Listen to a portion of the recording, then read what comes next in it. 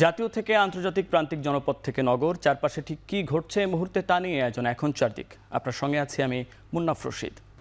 মূল বেতনের সঙ্গে রানিং অ্যালাউন্স বা ভাতা যোগ করে পেনশন এবং আনুতোষিক সুবিধা দেওয়ার বিষয়ে জটিলতার নিরসন না হওয়ায় বাংলাদেশ রেলওয়ে রানিং স্টাফ ও শ্রমিক কর্মচারী সমিতি রাত 12টা থেকেই কর্মবিরতিতে আছেন।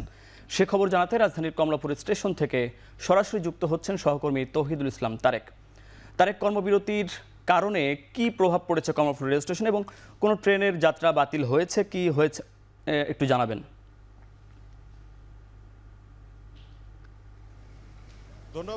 ধন্যবাদ মুন্নাফ। আমরা এই মুহূর্তে আসলে কমলাপুর রেল স্টেশনে দাঁড়িয়ে আছি।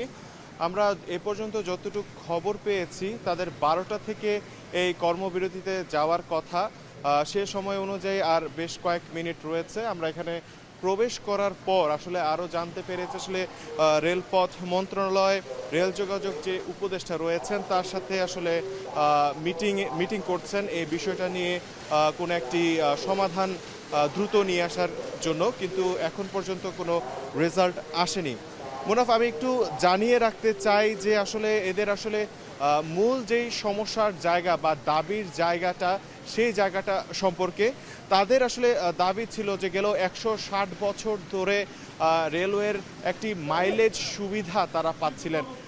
মাইলেজ সুবিধা বলতে যেটা বোঝানো হয় যে কোনো রানিং স্টাফ যিনি আসলে যখন দায়িত্বপ্রাপ্ত থাকেন তিনি তার এলাকায় যে এলাকায় নিয়োগপ্রাপ্ত রয়েছেন দায়িত্ব পালন শেষে সেখানে 12 ঘন্টা এবং এলাকার বাইরে গেলে 8 ঘন্টা বিশ্রামের সুযোগ পান। কিন্তু যদি সেক্ষেত্রে রেলের কোনো কাজে তাদেরকে বাড়তি কোনো সময় দিতে হয় তাদের কাজে, সেক্ষেত্রে তারা একটা বাড়তি ভাতা এবং সুযোগ পেয়ে থাকেন, যেটা আসলে রেলওয়েতে মাইলেজ নামে পরিচিত। কিন্তু গেল সরকারের আমলেই আসলে 2021 সালে তাদের এই ভাতা বা এই মাইলেজ সুবিধা আসলে সীমিত করা হয়। এরপর থেকে তারা আসলে আন্দোলন করছেন। এরপরে অনেকবার আশ্বস্ত তাদের করার পরে আসলে তারা আন্দোলন থেকে সরে আসে, কিন্তু এবার তারা আসলে আবারও এই বিষয়ে আন্দোলনে নেমেছেন। এবং একই সাথে আরেকটি বিষয় এখানে জড়িত আছে যে বেসামরিক যে কর্মচারী হিসেবে রানিং স্টাফদের পেনশন ও আনুতোষিক ভাতায় মূল বেতনের সঙ্গে পাওয়া কোনো ভাতা যোগ করার বিষয়টি বাদ দেয় রেল মন্ত্রণালয়। এই বিষয়টিও আসলে তাদেরকে ক্ষুব্ধ করে তোলে। এরপর থেকে আসলে তারা এই সিদ্ধান্তে যায় যে তারা আসলে কর্মবিরতিতে যাবেন।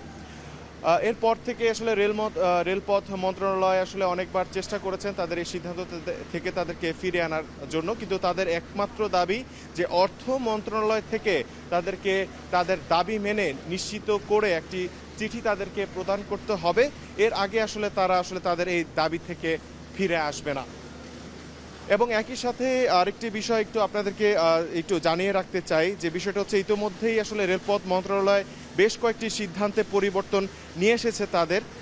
এর মধ্যে একটি হচ্ছে যে তাদের রানিং যে অ্যালাউন্স রয়েছে এর মধ্যে 75% থেকে 100% উন্নীত করা হয়েছে। এবং একই সাথে মাইলেজ অ্যালাউন্স পাওয়ার জন্য সর্বনিম্ন 8 ঘন্টা ও 100 মাইল দূরত্বের শর্ত ছিল একটি, সেই শর্তটা আসলে শিথিল করা হয়েছে। হ্যাঁ, এই শিথিল করার বিষয়টি অবশ্য আজকে বিকেলে এই মিটিংয়ের পর রেলপথ মন্ত্রণালয় একটি গণবিজ্ঞপ্তি দিয়েছে এবং তাদেরকে আশ্বস্ত করার চেষ্টা করছে যে তারা যাতে তাদের এই কর্মবিরতি থেকে ফিরে আসেন, কিন্তু এখন পর্যন্ত আসলে তাদের কাছ থেকে কোনো ইতিবাচক কোনো সাড়া পাওয়া যায়নি। এই ছিল আমার কাছে সর্বশেষ। মুন্নাফ, মূল বেতনের সঙ্গে রানিং অ্যালাউন্স বা ভাতা যোগ করে পেনশন সুবিধা সহ বেশ কিছু দাবিতে বাংলাদেশ রেলওয়ের রানিং স্টাফ ও শ্রমিকদের কর্মবিরতি শুরু হয়েছে রাত 12টার পর থেকে। সে খবর জানাচ্ছিলেন সহকর্মী তৌহিদুল ইসলাম তারেক।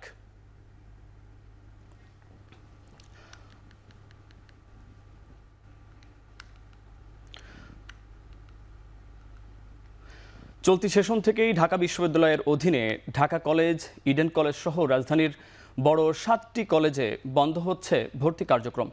সোমবার দুপুরে 7 কলেজের অধ্যক্ষদের সঙ্গে প্রায় 3 ঘন্টার বৈঠক শেষে সংবাদ সম্মেলনে একথা জানান ঢাকা বিশ্ববিদ্যালয়ের উপাচার্য। তবে কলেজগুলো আর জাতীয় বিশ্ববিদ্যালয়ের অধীনেও কার্যক্রম চালাতে আগ্রহী নয়। এ অবস্থায় এ কলেজগুলো কিভাবে পরিচালিত হবে সে সিদ্ধান্ত নেবে শিক্ষা মন্ত্রণালয়ের বিশেষজ্ঞ কমিটি। সংবাদ সম্মেলনে উদ্ভূত পরিস্থিতির জন্য দুঃখ প্রকাশ করে সৌহার্দ্যপূর্ণ সম্পর্ক বজায় রাখার জন্য ঢাকা বিশ্ববিদ্যালয় এবং 7 কলেজের শিক্ষার্থীদের প্রতি অনুরোধ জানান তিনি। 2024-25 শিক্ষাবর্ষ থেকে শিক্ষার্থীদের দাবি অনুযায়ী আসন সংখ্যা ও ভর্তি ফি নির্ধারণ সহ যাবতীয় বিষয়ে মন্ত্রণালয় কর্তৃক গঠিত যে বিশেষজ্ঞ কমিটি তারাই সিদ্ধান্ত গ্রহণ করবে। যেসব শিক্ষার্থী বর্তমানে ঢাকা বিশ্ববিদ্যালয়ের চলমান শিক্ষা কার্যক্রমের অধীনে রয়েছেন তাদের ক্ষেত্রে বিশ্ববিদ্যালয় প্রশাসন দায়িত্বশীল থাকবে যাতে তাদের শিক্ষাজীবন কোনোভাবেই ক্ষতিগ্রস্ত না হয়। 7 কলেজের শিক্ষার্থীদের সাথে অসৌজন্যমূলক ব্যবহারের প্রতিবাদে ঢাকা বিশ্ববিদ্যালয়ের উপাচার্যের পদত্যাগ এবং হামলার প্রতিবাদে নিউ মার্কেট থানার ওসিকে অপসারণের দাবি জানিয়েছেন 7 কলেজের শিক্ষার্থীরা। সোমবার সন্ধ্যায় ঢাকা কলেজের অধ্যক্ষের সাথে বৈঠকের পর সংবাদ সম্মেলনে কলেজ শিক্ষার্থীরা 24 ঘন্টার মধ্যে দাবি আদায় না হলে 7 কলেজের সামনে দিয়ে ঢাকা বিশ্ববিদ্যালয়ের যানবাহন চলতে দেয়া হবে না বলে হুঁশিয়ারি দেন। দায়িত্বরত থানার ওসি, এসি সহ এই হামলার সাথে যারা জড়িত আছে তাদেরকে আগামী 24 ঘন্টার মধ্যে প্রত্যাহার করে বিভাগীয় ব্যবস্থা নিতে হবে। ঢাকা বিশ্ববিদ্যালয় 7 কলেজ শিক্ষার্থীদেরকে মুখোমুখি অবস্থায় নিয়ে এসেছে, এর সম্পূর্ণ দায়ভার ঢাকা বিশ্ববিদ্যালয়ের প্রভিসির। অনতি বিলম্বে আগামী 24 ঘন্টার মধ্যে এই প্রভিসিকে তার পদ থেকে পদত্যাগ করতে হবে। এই দাবিগুলো যদি মেনে না নেওয়া হয় আগামী 24 ঘন্টার মধ্যে, তাহলে আমরা নিউ মার্কেট থানা ঘেরাও কর্মসূচি ঘোষণা করলাম। এদিকে নতুন কাঠামোয় 7 কলেজ পরিচালনার ব্যাপারে শিক্ষাবিদদের সাথে আলোচনা করে সিদ্ধান্ত নেওয়া হবে বলে জানিয়েছেন ঢাকা কলেজের অধ্যক্ষ AKM ইলিয়াস। সোমবার বিকেলে নিজ কার্যালয়ে এক সংবাদ সম্মেলনে জানান, শিক্ষার্থীরা সম্মত হলে ঢাকা বিশ্ববিদ্যালয়ের অধীনেই চলমান পরীক্ষাগুলো শেষ করতে আগ্রহী তিনি। ভর্তি সংক্রান্ত বিষয়ে অন্য যেখানে যে নতুন যে কাঠামোর কথা সরকার চিন্তা করছেন সেই জায়গায় ভর্তির বিষয়টি নির্ধারিত হবে। প্রয়োজনীয় সহায়তা লাগে সেটি বিশ্ববিদ্যালয় দিতে সম্মত আছে যদি তারা সেটা নিতে চায়। আর চলমান পরীক্ষাগুলোকে আমরা চালাতে চাই সেটা যদি ছাত্ররা সম্মত থাকে। দু একটি পরীক্ষার তারিখ পরিবর্তন হয়েছে, সেটিও আমরা অবস্থা দেখে ডেটগুলা নতুন করে দেওয়ার কথা বলেছি। এখন দেশ গড়ার সময়, কিন্তু শিক্ষার্থীদের সংঘর্ষে জড়িয়ে পড়া দেশের জন্য ক্ষতিকর বলে মন্তব্য করেছেন পরিবেশ, বন ও জলবায়ু পরিবর্তন বিষয়ক উপদেষ্টা সৈয়দা রিজওয়ানা হাসান। সোমবার দুপুরে ফরিদপুরে নদী গবেষণা ইনস্টিটিউটের 55তম পরিচালনা বোর্ডের সভা শেষে সাংবাদিকদের প্রশ্নের জবাবে এ কথা বলেন তিনি। এ সময় উপদেষ্টা আরও বলেন, দেশ থেকে ফ্যাসিবাদ চলে গেছে, গণতান্ত্রিক যাত্রার সুযোগ তৈরি হয়েছে। এ অবস্থায় শিক্ষার্থীদের বিষয়টি বিবেচনা করার আহ্বান জানান তিনি। পরে নদী গবেষণা ইনস্টিটিউটের কর্মকর্তা ও কর্মচারীদের সাথে মতবিনিময় ও বিভিন্ন গবেষণা কেন্দ্র পরিদর্শন করেন উপদেষ্টা।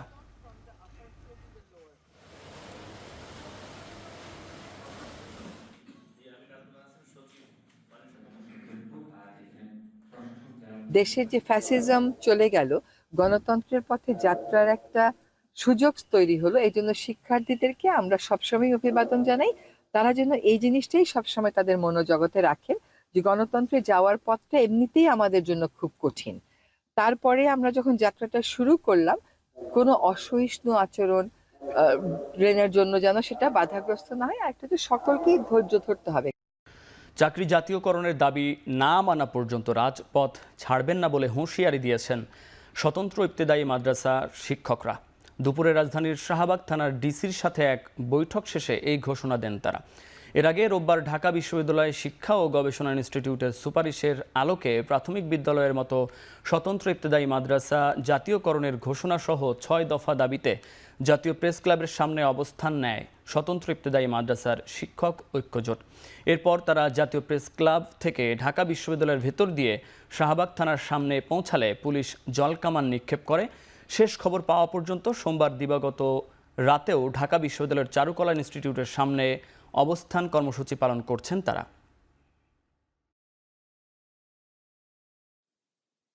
আগামী দিন সকল ছাত্রছাত্রী নিয়ে এই মাঠে চলে আসবে আমাদের সাথে একই সাথে আন্দোলন করার জন্য, যদি 24 ঘন্টার মধ্যে আমাদের দাবি না মানে।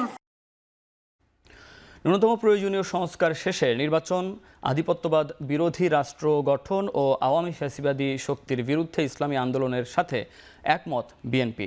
আর সংস্কার শেষে 1-1.5 বছরের মধ্যে নির্বাচনের দাবি জানানোর সাথে জাতীয় ঐক্যসহ 10টি বিষয়ে বিএনপির সাথে ঐক্যমত পোষণ করেছে ইসলামী আন্দোলন।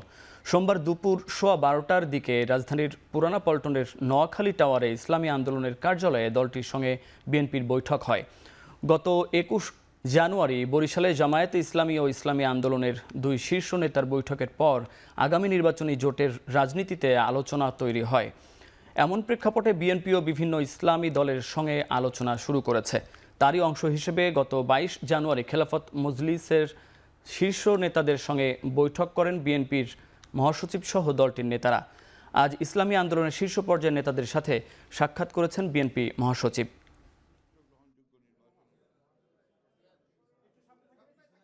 এটা আমরা আগে থেকেই বলেছি যে দ্রুত সময়, আমরা সেখানে শব্দটা ব্যবহার করেছি, খুব বেশি সময়টা না নিয়ে যৌক্তিক, সেই যৌক্তিক সময়টা আমরা বলেছি 1 থেকে 1.5 বছরের মধ্যে, এরকম একটা কথা আমরা বলেছি। আর 6 মাস তো প্রায় চলেই গেল, আর 1 বছরের মধ্যেই সুন্দর একটা জাতীয় নির্বাচনের ব্যবস্থা করবে, এটাই আসলে মূলত আমাদের কথা। আধিপত্যবাদ, সম্প্রসারণবাদ ও সাম্রাজ্যবাদ মুক্ত, স্বাধীন, সার্বভৌম, টেকসই গণতান্ত্রিক কল্যাণমূলক রাষ্ট্র গঠনে জাতীয় ঐক্য গড়ে তোলা, দুর্নীতিবাদ, সন্ত্রাসী, খুনি ও টাকা পাচারকারীদের দ্রুত বিচারের আওতায় এনে দৃষ্টান্তমূলক শাস্তির ব্যবস্থা করা, ভোটাধিকার সহ সকল মানবাধিকার রক্ষায় জাতীয় ঐক্যমত গড়ে তোলা, ন্যূনতম প্রয়োজনীয় সংস্কার শেষ করে দ্রুত সময়ের মধ্যে সুষ্ঠু গ্রহণযোগ্য নির্বাচনের ব্যবস্থা করা। জামায়াতে ইসলামীর বিরুদ্ধে নতুন করে ষড়যন্ত্র শুরু হয়েছে। ফ্যাসিস্টরা যেভাবে জামায়াতকে নির্মূল করতে চেয়েছিল, ষড়যন্ত্রকারীদের কথাবার্তায় তেমন গন্ধ পাওয়া যাচ্ছে বলে মন্তব্য করেছেন দলটির সেক্রেটারি জেনারেল মিয়া গোলাম পরওয়ার। সোমবার বিকেলে সাতক্ষীরার পাটকেলঘাটায় জামায়াতের কর্মী সম্মেলনে এসব কথা বলেন তিনি। এ সময় সকল বিভেদ ভুলে একটি অবাধ ও সুষ্ঠু নির্বাচনের মাধ্যমে নতুন বাংলাদেশ বিনির্মাণের আহ্বান জানান তিনি। তবে নির্বাচনের আগে ছাত্র জনতার আন্দোলনের সকল হত্যাকাণ্ড সহ ও মানবতা বিরোধী অপরাধের বিচারের দাবি জানান জামায়াতে ইসলামীর সেক্রেটারি জেনারেল। গেল 15 বছরে বাংলাদেশের সকল হত্যাকাণ্ডের মাস্টারমাইন্ড হিসেবে শেখ হাসিনাকে দায়ী করে বলেন, জুডিশিয়াল কু করে জামায়াত নেতাদের ফাঁসি দেয়া হয়েছে। সেই কুর সাথে যারা জড়িত তাদেরও বিচারের আওতায় আনার জোর দাবি জানান তিনি। এর আগে পাটকেলঘাটা ফুটবল মাঠে তালা উপজেলা জামায়াতের কর্মী সভায় যোগ দেন মিয়া গোলাম পরওয়ার। কর্মী সভায় যোগ দেন জামায়াতে ইসলামীর বিভিন্ন পর্যায়ের নেতাকর্মীরা অংশ নেন।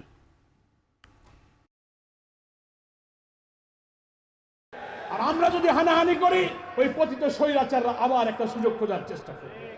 এই জন্য আমি সব বন্ধুদের, যেভাবে একসাথে মিলে ফ্যাসিবাদকে আমরা বিদায় করেছি, একসাথে মিলে জুলাইয়ের অভ্যুত্থানের চেতনা ধারণ করে যদি জাতীয় ঐক্যের পরিবেশ সৃষ্টি হয়, আমাদের আমিরে জামাত বলেছেন আমরা ফ্যাসিবাদ বিরোধী সকল রাজনৈতিক দলের সঙ্গে, ইসলামী দল, মত, স্কলার, ইসলামী সংগঠনের সাথে ঐক্যের মাধ্যমে নির্বাচনে যেতে আমরাও প্রস্তুত আছি।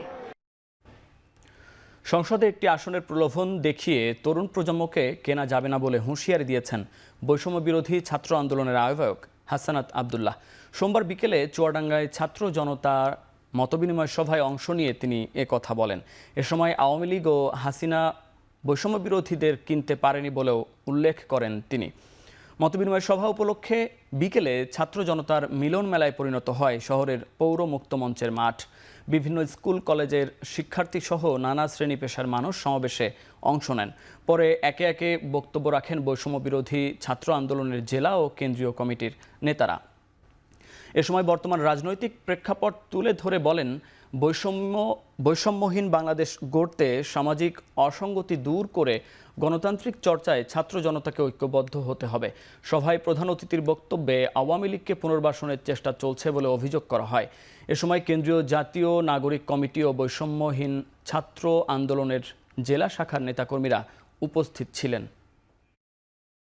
আওয়ামী লীগ নির্বাচনে আসবে কি আসবে না, আওয়ামী লীগ পলিটিক্যালি ফাংশন করবে কি করবে না, এই আলাপ আলোচনা অনেক পরে। আগে খুনি হাসিনার বিচার নিশ্চিত করতে হবে, আগে ওবায়দুল কাদেরের বিচার নিশ্চিত করতে হবে, আগে আসাদুজ্জামান খান কামালের বিচার নিশ্চিত করতে হবে, আওয়ামী লীগের কমিটির লিস্ট ধরে বিচার নিশ্চিত করতে হবে। আপনারা যদি আওয়ামী লীগের বিচারকে পাশ কাটিয়ে আপনারা যদি নির্বাচনের জন্য আওয়ামী লীগকে নিয়ে আসতে চান, তাহলে আমরাও আপনাদেরকে সন্দেহের চোখে দেখি। আমাদেরকে হাসিনা কিনতে পারে নাই, আমাদেরকে আওয়ামী লীগ কিনতে পারে নাই। আমরা ত্যাক্ত কণ্ঠে বলতে চাই, এই তরুণ প্রজন্মের সাথে আপনারা যারা বেইমানি করবেন, আপনারা আমাদের আসনের লোক দেখাবেন, আপনারা বলবেন আমরা মুখ আসন ছেড়ে দিব, পার্লামেন্টে একটা সিট দিয়ে আপনারা আমাদেরকে কিনতে পারবেন না। ইসলামী দলগুলোর মধ্যে ঐক্য প্রতিষ্ঠায় ফ্যাসিবাদের সঙ্গে নেই এমন যে কোনো ইসলামী দলের সঙ্গে ঐক্য গড়তে প্রস্তুত খেলাফত মজলিস। সোমবার বিকেলে পল্টনের দলীয় কার্যালয়ে আয়োজিত সংবাদ সম্মেলনে দলের মহাসচিব একথা বলেন। বিকেলে পল্টনের দলীয় কার্যালয়ে আয়োজিত সংবাদ সম্মেলনে দলটির মহাসচিব ডক্টর আহমদ আব্দুল কাদের বলেন, অন্তর্বর্তী সরকার গঠনের মধ্য দিয়ে ফ্যাসিবাদ নির্মূল করার প্রতিজ্ঞা করা হলেও তা হয়নি। ফ্যাসিবাদের দোসররা এখনও প্রশাসনের বিভিন্ন স্তরে থেকে বিশৃঙ্খলা সৃষ্টি করছে, দেশকে অস্থিতিশীল করার চেষ্টা করছে।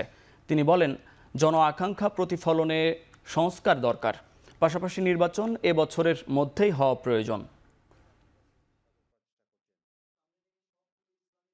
নির্বাচনটা হওয়া দরকার এই বছরের মধ্যে। আমাদের প্রধান উপদেষ্টা বলেছেন যে নির্বাচনটা করতে হবে। তিনি বলছেন যে সংস্কার কিছুটা চাইলে আমরা প্রতিষ্ঠা করবো, আর যদি আর একটু বেশি চাওয়া হয় তাহলে আগামী বছরের জুন মাস পর্যন্ত। আমরা মনে করি প্রধান উপদেষ্টা যা বলেছেন তা ঠিক রাখবেন। ইসলামী আন্দোলন সহ যারা ফ্যাসিবাদ বিরোধী আন্দোলন করেছে বা শরিক ছিল তাদের সঙ্গে ঐক্যের অবশ্যই স্কোপ আছে, করতে হবে। জুলাই আগস্ট গণহত্যার বিচারের জন্য শেখ হাসিনাকে দেশে পাঠিয়ে ভারত ন্যায় বিচারের পক্ষে থাকবে বলে আশা ব্যক্ত করেন চিফ প্রসিকিউটরের বিশেষ পরামর্শক টবি ক্যাডম্যান। সোমবার সকালে আন্তর্জাতিক অপরাধ ট্রাইব্যুনালের প্রসিকিউটরদের সাথে বৈঠক শেষে টবি ক্যাডম্যান একথা জানান। তিনি বলেন, ট্রাইব্যুনালের বিচার কার্যক্রমের সাথে রাজনৈতিক কোনো সম্পর্ক নেই, বিচার কাজ ট্রাইব্যুনালের আইন অনুযায়ী চলছে। এদিন জুলাই আগস্ট গণহত্যার অভিযোগে আওয়ামী লীগের 2 নেতাকর্মী এবং 6 জন পুলিশ কর্মকর্তার বিরুদ্ধে গ্রেফতারি পরোয়ানা জারি করেছে tribunal. Chief prosecutor Tajul Islam বলেন, 8 অভিযুক্তের নাম প্রকাশে অনিচ্ছুক প্রসিকিউটররা। অভিযুক্তদের গ্রেফতার ও আইনের আওতায় আনতেই এমন সিদ্ধান্ত। গ্রেপ্তারকৃতদের মধ্যে মাত্র 1 জন ছিল সামরিক বাহিনীর অফিসার। আজকে আরও 8 জনের বিরুদ্ধে গ্রেপ্তারি পরোয়ানা জারি হয়েছে, যাদের 6 জন হচ্ছেন পুলিশ এবং বাকি 2 জন হচ্ছেন আওয়ামী লীগের নেতা এবং প্রভাবশালী ব্যক্তি ঢাকা শহরে।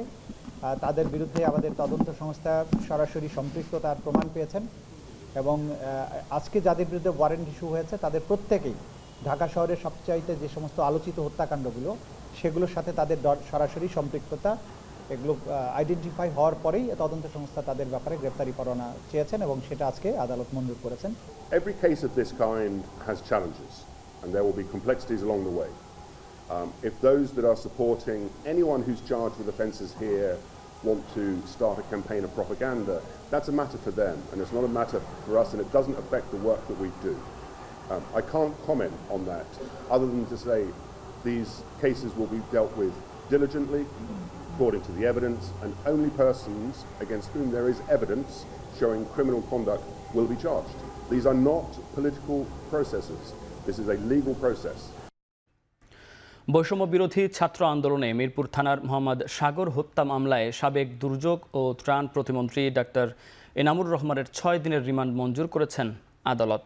সোমবার বিকেলে ঢাকা চিফ মেট্রোপলিটন ম্যাজিস্ট্রেট আদালতে হাজির করে 10 দিনের রিমান্ডের আবেদন করেন মামলার তদন্তকারী কর্মকর্তা। পরে শুনানি শেষে 6 দিনের রিমান্ড দেন মেট্রোপলিটন ম্যাজিস্ট্রেট জসিতা ইসলামের আদালত। এ সময় শুনানিতে আদালতে আসামির আইনজীবীরা বলেন, আন্দোলন চলাকালে সাভার এলাকার ছাত্র জনতাকে তার হাসপাতালে চিকিৎসা দিয়ে সহায়তা করেছেন। হত্যার সঙ্গে তিনি জড়িত নন। বিপরীতে রাষ্ট্রপক্ষের আইনজীবী বলেন, আন্দোলন দমনে তিনি আওয়ামী লীগকে পরামর্শ দেওয়ার পাশাপাশি আর্থিকভাবে সহযোগিতা করেছেন। এই আন্দোলনের সময় আপনারা জানেন যে প্রেসিড সহযোগীরা এবং প্রেসিডের সমর্থকেরা বিভিন্ন জায়গায় তারা দলবল নিয়ে রাস্তায় ঝাঁপিয়ে পড়েছিল এবং সেখানে বিভিন্নভাবে তাদের নেতাকর্মীরা তাদেরকে টাকা পয়সা দিয়ে সহযোগিতা করেছিল। সে এনাম সে নিজের টাকা পয়সা দিয়ে ওই এলাকায় মিরপুর এলাকায় আন্দোলনে সে সহযোগিতা করেছিল। ছাগলকাণ্ডে আলোচনায় আসা জাতীয় রাজস্ব বোর্ডের সাবেক কর্মকর্তা মতিউর রহমানের বিরুদ্ধে দুদকের এক মামলায় জেল গেটে 3 দিনের জিজ্ঞাসাবাদের নির্দেশ দিয়েছেন আদালত। সোমবার দুপুরে শুনানি শেষে ঢাকা মহানগর সিনিয়র স্পেশাল জজ জাকির হোসেনের আদালত এই আদেশ দেন। এ মামলায় 7 দিনের রিমান্ড চেয়ে আবেদন করে দুদক। আসামি পক্ষের আইনজীবীরা রিমান্ড বাতিল চেয়ে জামিনের আবেদন করে। রাষ্ট্রপক্ষের বিরোধিতা করে। উভয় পক্ষের শুনানি শেষে আদালত জামিন ও রিমান্ড আবেদন নামঞ্জুর করে জেল গেটে জিজ্ঞাসাবাদের আদেশ দেন।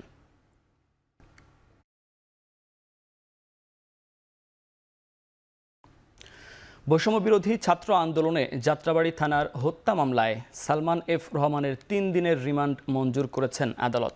এছাড়াও বিভিন্ন থানার মামলায় গ্রেফতার দেখানো হয়েছে 12 জনকে। সোমবার সকালে ঢাকার চিফ মেট্রোপলিটন ম্যাজিস্ট্রেট আদালতে তোলা হয় সাবেক মন্ত্রী আনিসুল হক, হাসানুল হক ইনু, রাশেদ খান মেনন, নজরুল ইসলাম মজুমদার, জুনাইদ আহমেদ পলক, সালমান এফ রহমান, সাবেক আইজিপি আবদুল্লাহ আল মামুন, সাংবাদিক দম্পতি শাকিল রূপাসহ 12 জনকে। পরে রাজধানীর বিভিন্ন থানার একাধিক হত্যা ও হত্যা চেষ্টা মামলায় গ্রেফতার দেখানো হয়েছে তাদেরকে। এদের মধ্যে যাত্রাবাড়ী থানার হত্যা মামলায় সালমান এফ রহমানের 3 দিনের রিমান্ড মঞ্জুর করেন আদালত।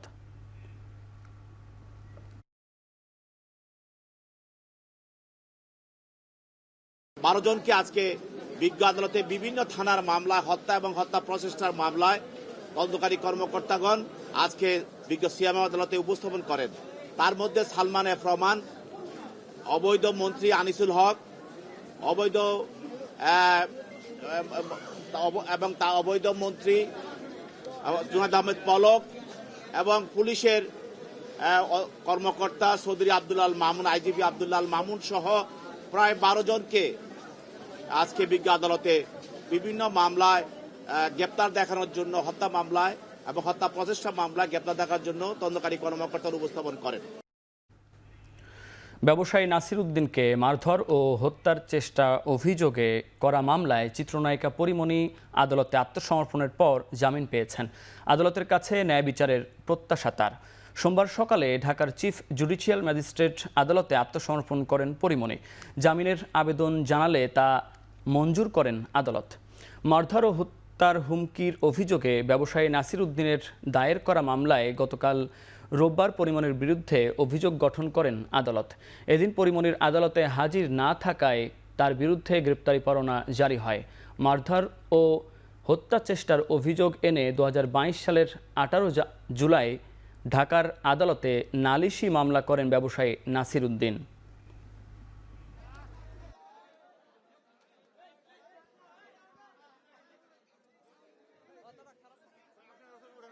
আমরা আজ বিজ্ঞ আদালতে আত্মসমর্পণপূর্বক জামিনের প্রার্থনা করেছিলাম। বিজ্ঞ আদালত জামিনের প্রার্থনা মঞ্জুর করেছেন এবং পরিমণি জামিন প্রাপ্ত। এখন আমি বিশ্বাস করি আমি আসলে ন্যায় বিচার পাবো, আর আপনারা আমার সাথে থাকবেন। এই ভালোবাসা নিয়েই আসলে আমি জিততে চাই। বর্তমানে দেশে প্রায় 13 লাখ রোহিঙ্গা রয়েছে। প্রতি বছর এর সংখ্যা প্রায় 30,000 করে বাড়ছে বলে জানিয়েছেন পররাষ্ট্র মন্ত্রণালয়ের মুখপাত্র রফিকুল আলম। এদিকে সাইমা ওজেদ পুতুলের বিশ্ব স্বাস্থ্য সংস্থার পদে না থাকার ব্যবস্থার বিষয়ে দুদকের কোনো চিঠি এখনও পররাষ্ট্র মন্ত্রণালয় পায়নি বলে জানান তিনি। জাতিসংঘের শরণার্থী বিষয়ক হাইকমিশনার ফিলিপ্পো গ্রান্ডি মাননীয় প্রধান উপদেষ্টার সাথে এক বৈঠকে আশ্বাস প্রদান করেন যে রোহিঙ্গা সংকটের টেকসই সমাধান খুঁজে বের করার জন্য তার সংস্থা বাংলাদেশকে সমর্থন করবে। UN high commissioner for human rights Volker Turk Rohingya সংকট সমাধানের সমর্থন অব্যাহত রাখার বিষয়ে আশ্বাস প্রদান করেন। বৈঠকে বাংলাদেশের পক্ষ থেকে প্রদত্ত 17,000-এরও বেশি আটকে পড়া বাংলাদেশি শ্রমিকদের তালিকার প্রেক্ষিতে মালয়েশিয়ার পক্ষ তাদের প্রাসঙ্গিক স্টেক হোল্ডারদের সাথে তথ্য যাচাই করে প্রাথমিকভাবে 7,964 জন শ্রমিকের একটি তালিকা সম্পর্কে অবহিত করেছে, যাদের তারা প্রথম পর্যায়ে মালয়েশিয়ায় প্রবেশের জন্য যোগ্য হিসেবে চিহ্নিত করেছে। সিন্ডিকেট করে বিমান টিকিটের মূল্য বৃদ্ধি, মালয়েশিয়া সহ অন্যান্য দেশে সিন্ডিকেটের মাধ্যমে জনশক্তি রপ্তানি ও সৌদি আরবে একক ভিসায় বহির্গমন ছাড়পত্র বন্ধের দাবি জানিয়েছে Bangladesh association of international recruiting agencies বাইরার সম্মিলিত সমন্বয় ফ্রন্ট নামের এক অংশ। সোমবার সকালে সেগুনবাগিচা ঢাকা রিপোর্টার্স ইউনিটিতে সংবাদ সম্মেলনে বাইরার সাবেক সভাপতি এইচ.এম. সেলিম দাবি করেন, বিগত সরকারের আমলে সিন্ডিকেটের মাস্টারমাইন্ডরা অন্তর্বর্তী সরকারের সময় একইভাবে মালয়েশিয়াতে কর্মী রপ্তানির চেষ্টা করছে। এছাড়া এক শ্রেণীর অসাধু ট্রাভেল এজেন্সি ও এয়ারলাইন্স এবং বিমানের কিছু কর্মকর্তা কর্মচারী নামে বেনামে অগ্রিম টিকিট বুকিং দিয়ে কৃত্রিম সংকট তৈরি করে টিকিটের মূল্য বাড়িয়ে যাত্রীদের থেকে হাজার হাজার কোটি টাকা লুটপাট করছে বলেও দাবি করেন তিনি। টিকিটের মূল্য বৃদ্ধি অভিবাসন ব্যয় বৃদ্ধির অন্যতম কারণ উল্লেখ করে সংবাদ সম্মেলনে অতি দ্রুত এই সিন্ডিকেট ভেঙে দেওয়ার দাবি জানায় সংগঠনটি। দাতু আমিন তার সর্বোচ্চ দিয়ে, কারণ ওই জায়গার কোনো মিনিস্টারি বা কোনো লোকজন তার পয়সা দিয়ে কিনতে বাকি নাই। এখন তারা চেষ্টা করতেছে আমাদের এই সরকারের লোকজনরা কেনার জন্য। টিকিটগুলো ওরা এয়ারলাইন্সের কিছু অসাধু কর্মকর্তা আছেন, তাদের সাথে যোগাযোগ করে তারা ওই যে পুরো টিকিটগুলোরে বুকিং দিয়ে দেয়। বুকিং দিলে আমরা বুকিং দিতে গেলে আপনি বিমানে যে দেখেন তো টিকিট বুকিং দিতে পারেন নাকি, যখনই আপনি বুকিং দিতে যাবেন বলে আমার সিট নাই, কিন্তু প্লেনে গেলে সব সিট খালি। সরকারের এটা স্টেপ নেওয়া উচিত যাতে এই জিনিসগুলো না ঘটে। বিদেশি বিনিয়োগে জুলাই আগস্ট গণঅভ্যুত্থানের আঁচ লেগেছে বলে জানিয়েছেন বেবজার chairman major general Abul Kalam Mohammad Ziaur Rahman. সোমবার বেবজার কার্যালয়ে সংবাদ সম্মেলনে কথা বলেন তিনি। এছাড়াও বিভিন্ন কারণে গত 6 মাসে ইপিজেডে বিনিয়োগ কমেছে 22.33%। এদিকে বাংলাদেশ ব্যাংকের তথ্য অনুযায়ী গত অর্থ বছরে দেশে মোট প্রত্যক্ষ বিদেশি বিনিয়োগ ছিল 146 কোটি 81 লাখ ডলার, যার মধ্যে শুধু বেবজার অধীন ইপিজেডগুলোতে বিনিয়োগ হয়েছে প্রায় 42.5 কোটি ডলার। এছাড়াও সংবাদ সম্মেলনে জানানো হয়, বৈশ্বিক বিভিন্ন চ্যালেঞ্জের মধ্যেও 28টি নতুন বিনিয়োগ চুক্তি করেছে বেবজা। জুলাই থেকে সেপ্টেম্বরের ইপিজেডের বাইরে 71% বিনিয়োগ হ্রাস পেয়েছে, যেখানে বিনিয়োগ ছিল 126.33 মিলিয়ন মার্কিন ডলারে এসেছে। সার্বিকভাবে বিনিয়োগের গ্রাফটা কিন্তু একটু নিচে। এটা শুধুমাত্র যে আমাদের দেশের পট পরিবর্তন বা তার পরবর্তী পরিস্থিতি যেন তা কিন্তু না, পুরো গ্লোবাল মার্কেটই একটা অরাজকতা আছে। তামাকের ব্যবহার কমিয়ে আনতে তামাক পণ্যের ওপর কর বৃদ্ধি করার কোনো বিকল্প নেই বলে মনে করেন বিশেষজ্ঞরা। সোমবার রাজধানীর সিরডাপ মিলনায়তনে জনস্বাস্থ্য সুরক্ষা ও রাজস্ব বৃদ্ধির লক্ষ্যে তামাক পণ্যের কার্যকর করারোপের দাবিতে স্বাস্থ্য সুরক্ষা ফাউন্ডেশনের আয়োজনে ইউথ কনফারেন্সে বক্তারা বলেন, তামাকের কর ও দাম বৃদ্ধির প্রস্তাব বাস্তবায়ন করা হলে প্রায় 16 লাখ অকাল মৃত্যু রোধ করা সম্ভব। এছাড়া প্রায় 16 লক্ষ তরুণকে ধূমপান শুরু করা থেকে বিরত রাখা যাবে এর মাধ্যমে। আসন্ন 2025-26 অর্থ বছরে তামাক পণ্যের ওপর উচ্চ করারোপ করে জনস্বাস্থ্য সুরক্ষায় ভূমিকা রাখার আহ্বান জানান বিশিষ্টজনেরা। পৃথিবীর যতগুলো স্টাডি হয়েছে প্রত্যেকটা স্টাডিতে পেয়েছে দাম বাড়লে চাহিদা কমে, তামাকের ক্ষেত্রেও। কিন্তু অন্য প্রোডাক্টের তুলনায় যতটুকু কমে, এখানে হয়তো ওই এফেক্টটা অত স্ট্রং না, বাট এটা এফেক্ট করে। তামাক কোম্পানির সিএসআর বন্ধ করার কথা বলেছেন, দোকানের প্রদর্শনীর কথা বলেছেন, সিঙ্গেল স্টিকের কথা বলেছেন, এই সবগুলো এখানে সংযুক্ত আছে। আমরা আশা করছি এই আইনটি একটা রিভিউ কমিটির কাছে আছে, আমরা সেই রিভিউ কমিটির কাছে আপনাদের পক্ষ থেকে অনুরোধ জানাচ্ছি যাতে এই আইনটি দ্রুত কার্যকর করা হয়, পাশ করা হয়। মিথ্যা ও হয়রানিমূলক মামলা দ্রুত নিষ্পত্তির দাবি জানিয়েছে আমার বাংলাদেশ পার্টি। সোমবার বিকেলে সেগুনবাগিচায় দলের কার্যালয়ে বিচার বিভাগ সংস্কার নিয়ে সংবাদ সম্মেলনে এ দাবি জানানো হয়। এতে বলা হয়, বিচারের নামে যারা বছরের পর বছর ক্ষতিগ্রস্ত হয়েছেন তাদেরকে ক্ষতিপূরণ দিতে হবে। একই সাথে যারা বেআইনি কাজে জড়িত ছিল তাদেরকে তদন্ত সাপেক্ষে বিচারের মুখোমুখি করতে হবে।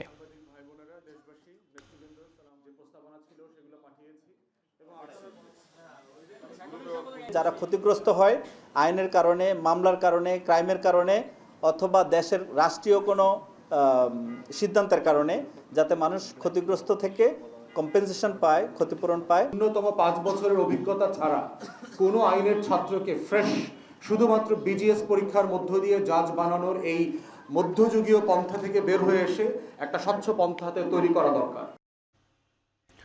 খুলনা বিভাগীয় ট্যাঙ্ক লরি শ্রমিক ইউনিয়নের সাধারণ সম্পাদক আলিয়া আজিমের গ্রেপ্তারের প্রতিবাদে কর্মবিরতি পালন করছেন ট্যাঙ্ক লরি শ্রমিকরা। এতে খুলনার পদ্মা, মেঘনা ও যমুনা অয়েল ডিপো থেকে জ্বালানি তেল উত্তোলন বন্ধ রয়েছে। পাশাপাশি বন্ধ রয়েছে দেশের 16 জেলায় তেল পরিবহন। ডিপোগুলোর সামনে জমে আছে ট্যাঙ্ক লরির ভিড়। দাবি আদায়ে সোমবার সকালে খুলনা বিভাগীয় ট্যাঙ্ক লরি শ্রমিক ইউনিয়ন কার্যালয়ে চত্বরে বিক্ষোভ সমাবেশ করেন শ্রমিকরা।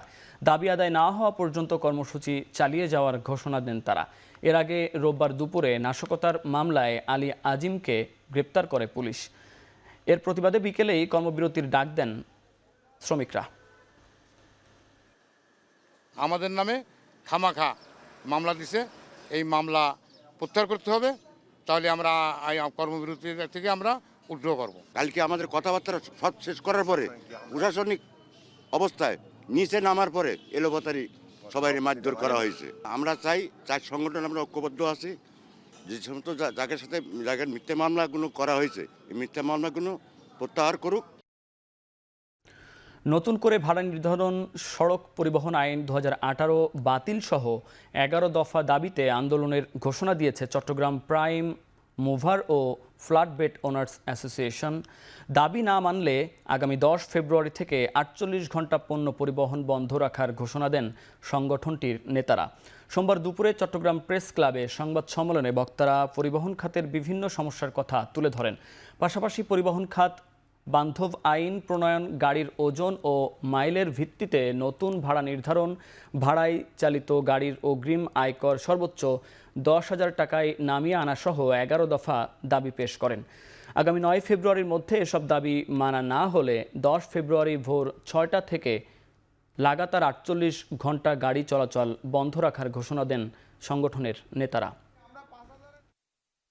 11 দফা আনা দাবির সমস্যা সমূহে যদি আগামী 9 ফেব্রুয়ারি 2025 তারিখের মধ্যে সমাধান করা না হয়, আগামী 10 ফেব্রুয়ারি 2025 তারিখ রোজ সোমবার সকাল 6 ঘটিকা হইতে পরবর্তী 48 ঘন্টা লক আউটের মাধ্যমে গাড়ির বন্ধের কর্মসূচি পালন করা হবে। স্থায়ী ক্যাম্পাস নির্মাণের দাবি আদায় না হওয়া পর্যন্ত আন্দোলন চালিয়ে যাওয়ার ঘোষণা দিয়ে সোমবারের মতো অবরোধ প্রত্যাহার করেছেন রবীন্দ্র বিশ্ববিদ্যালয়ের শিক্ষার্থীরা। দুপুর 2:30টার দিকে ঢাকা পাবনা মহাসড়ক থেকে অবরোধ তুলে নেন তারা। এর আগে সোমবার বেলা 12টার দিকে নিজস্ব ক্যাম্পাস ও ভবন নির্মাণের দাবিতে বিশ্ববিদ্যালয়ের সামনের মহাসড়ক অবরোধ করেন আন্দোলনরত শিক্ষার্থীরা। এ সময় ব্যানার ও বিভিন্ন স্লোগান সম্বলিত প্লাকার্ড নিয়ে স্লোগান দিতে থাকেন। বিক্ষোভ কর্মসূচির কারণে মহাসড়কে যান চলাচল বন্ধ হয়ে যায়, দেখা দেয় যানজট। শিক্ষার্থীদের কর্মসূচির সাথে একাত্মতা প্রকাশ করেন বিশ্ববিদ্যালয়ের উপাচার্য ও শিক্ষকরা। এ সময় স্থায়ী ক্যাম্পাসের দাবি দ্রুত মেনে নেওয়ার আহ্বান জানান আন্দোলনরত শিক্ষার্থীরা। আমরা কেন পার্টি সেন্টারে ক্লাস করব? পার্টি সেন্টার আগে মদের বার ছিল, মদের বার, সেখানে আজকে আমাদের রবীন্দ্র বিশ্ববিদ্যালয়ের ছাত্রদের ক্লাস করতে হয়। আমাদের ক্যান্টিন এক জায়গায়, হল এক জায়গায়, আমাদের একাডেমিক ভবন এক জায়গায়। রবীন্দ্র বিশ্ববিদ্যালয় দীর্ঘ 8 বছর যাবত প্রতিষ্ঠিত হয়েছে, কিন্তু এখনো বিশ্ববিদ্যালয়ের স্থায়ী কোনো ক্যাম্পাস নেই।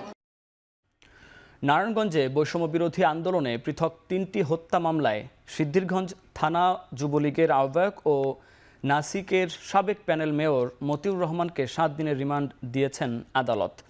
সোমবার দুপুরে অতিরিক্ত চিফ জুডিশিয়াল ম্যাজিস্ট্রেট আদালতে সদর থানার একটি হত্যা মামলায় মতিউর রহমানের 7 দিনের রিমান্ড আবেদন করে পুলিশ। শুনানি শেষে আদালত 2 দিনের রিমান্ড মঞ্জুর করেন।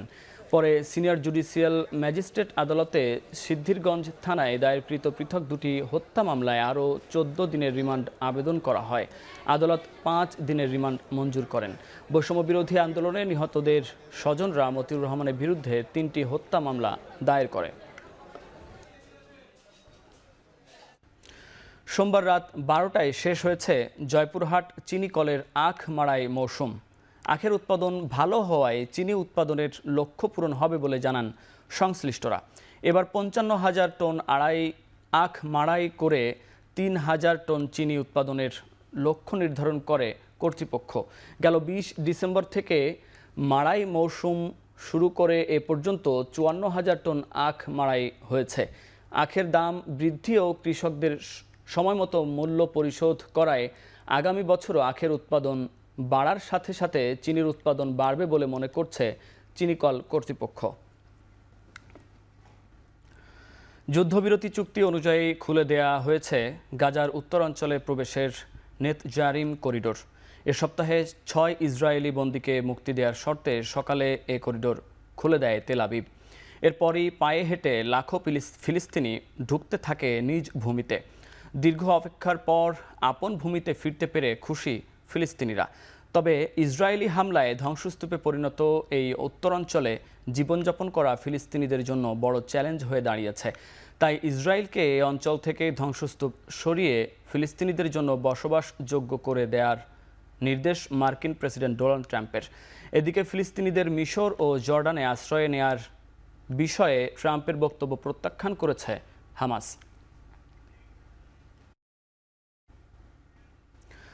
কলম্বিয়ার উপর মার্কিন রপ্তানি পণ্যে 25% শুল্কের বোঝা চাপালো যুক্তরাষ্ট্র।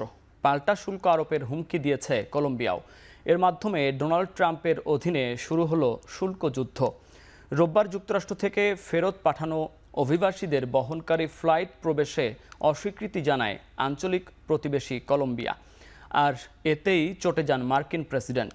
শাস্তিমূলক পদক্ষেপ হিসেবে যুক্তরাষ্ট্র থেকে কলম্বিয়ার আমদানি পণ্যে চাপিয়েছেন 25% শুল্কের বোঝা, যা চলতি সপ্তাহেই দ্বিগুণ করা হতে পারে। এছাড়া কলম্বিয়ার সরকারি কর্মকর্তাদের উপর যুক্তরাষ্ট্রের ভ্রমণ নিষেধাজ্ঞা ও ভিসা প্রত্যাহার এবং জরুরি রাজস্ব, ব্যাংকিং ও অন্যান্য আর্থিক নিষেধাজ্ঞাও আরোপ করেছে ওয়াশিংটন। এরই মধ্যে বোগোতায় মার্কিন ভিসা প্রক্রিয়া স্থগিত করা হয়েছে বলে নিশ্চিত করেছে যুক্তরাষ্ট্রের পররাষ্ট্র মন্ত্রণালয়। তাৎক্ষণিক প্রতিক্রিয়ায় এই একই ব্যবস্থা নিয়েছে বোগোতাও। ভূমধ্যসাগরে নৌকাডুবির ঘটনায় 2 শিশুর মরদেহ এবং 17 অভিবাসন প্রত্যাশীকে জীবিত উদ্ধার করা হয়েছে। রোববার জার্মানির এনজিও সি পানকস এ তথ্য জানিয়েছে। সংস্থাটি জানায় মাল্টেস সার্চ অ্যান্ড রেস্কিউ এলাকা থেকে তাদের উদ্ধার করা হয়। জীবিত উদ্ধারকৃতদের মধ্যে এক নারী ও পুরুষের অবস্থা গুরুতর হলে তাদের মেলটেসের হেলিকপ্টারে করে চিকিৎসার জন্য নিয়ে যাওয়া হয়। অন্যদিকে ইতালিয়ান কোস্ট গার্ডের একটি জাহাজ বাকি 15 জন ও নিহত 2 শিশুর মরদেহ নিয়ে যায়। বেঁচে যাওয়া ব্যক্তিরা জানিয়েছেন নৌকাটিতে 21 জন আরোহী ছিলেন।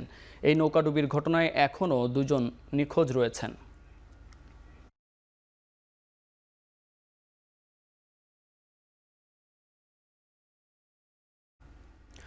আলোচিত ড্রোন গাজা দিয়ে অবশেষে পরীক্ষামূলক মহড়া চালালো ইরান। রোববার চালানো মহড়ায় নিখুঁতভাবে লক্ষ্যবস্তুতে আঘাত ও হানতে সক্ষম হয় বলে নিশ্চিত করে আইআরজিসির অ্যারোস্পেসের ফোর্স। ইরানের তৈরি শক্তিশালী ড্রোন শাহেদের চেয়েও প্রযুক্তিগত দিক থেকে এগিয়ে থাকা গাজা একসঙ্গে 12টি বোমা বহন করতে সক্ষম। প্রথম সামরিক মহড়ায় 8টি বোমা দিয়ে ড্রোন গাজা সফলভাবে লক্ষ্যবস্তু ধ্বংস করতে সক্ষম হয়।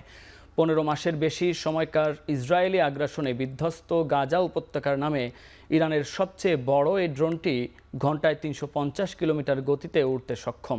টানা 35 ঘন্টা উড়তে সক্ষম ড্রোনটি আবিষ্কারের কথা প্রথম সামনে আসে 2021 সালে। পরে 2024 সালের মার্চে কাতারের দোহায় হওয়া আন্তর্জাতিক অস্ত্র মেলায় ড্রোনটি প্রকাশ্যে এনে তাবৎ দুনিয়ায় কাঁপন ধরিয়ে দেয় ইরান।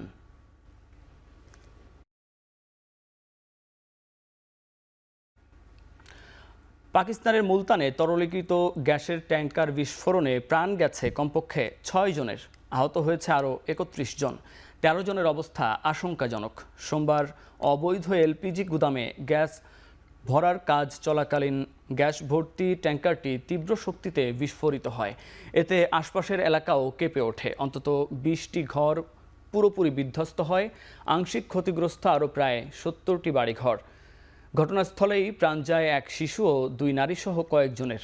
কয়েক ঘন্টার চেষ্টায় আগুন নেভাতে সক্ষম হয় ফায়ার সার্ভিস। নগর পুলিশ জানিয়েছে, দাঁড়িয়ে থাকা ট্যাঙ্কার ট্রাকের একটি ভালভে ফুটো ছিল, যা থেকে গ্যাস বেরোচ্ছিল। গ্যাস ছড়িয়ে পড়ায় এলাকাটি খালি করে সবাইকে সরে যাওয়ার নির্দেশ দিয়েছে প্রশাসন।